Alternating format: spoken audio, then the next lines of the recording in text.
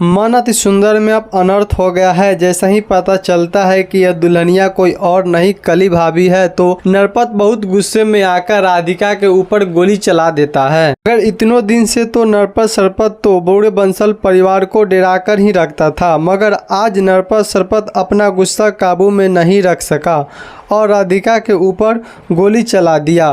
गोली तो वह कली पे चलाया था, मगर राधिका किसी का एहसान नहीं रखना चाहती है।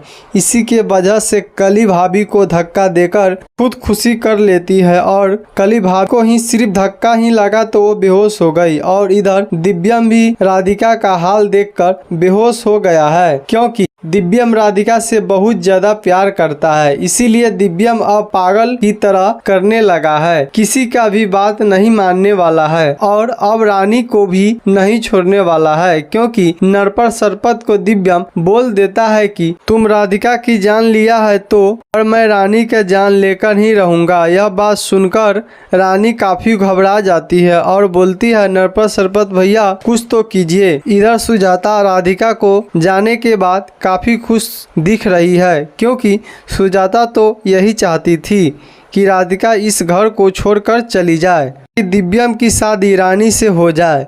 मगर ऐसा कभी भी नहीं हो सकता है, क्योंकि राधिका का बदला लेने के लिए जग्गू अब ठीक हो गया है। अब जग्गू के साथ जो रानी की है वह सब सामने आने वाला है। साथ में नरपत सरपत का भी सच सबके सामने आने वाला है, क्योंकि जग्गू से साइन जबरदस्ती कराया था। दिव्यम को गम में देखकर नरपत सरपत बोलता है, अब हमारा बात मान लीजिए और हमारे बहन से शादी कर लीजिए। सुजाता भी कहने लगती है कि दिव्यम बेटा, राधिका तो अब नहीं रही, तुम रानी से शादी कर लो। मगर दिव्यम बोलता है, तुम्हारा दिमाग खराब हो गया है, मैं इस सुपनेखा से शादी कभी नहीं कर सकते हैं। इस जन्म तो क्या, मैं इस सुपनेखा से 7 जन्म तक शादी नहीं कर सकते हैं। इतना बात बोलने के बाद जग्गू काफी गुस्सा हो जाता है सुजाता पे। सुजाता, तुम रानी के सच्चाई के बारे में जानोगी तो रानी को इस घर में एक पल के लिए भी नहीं रहने दोगी और जग्गू यह शादी नहीं होने देता है। आगे का एपिसोड देखना काफी इंटरेस्टिंग रहेगा।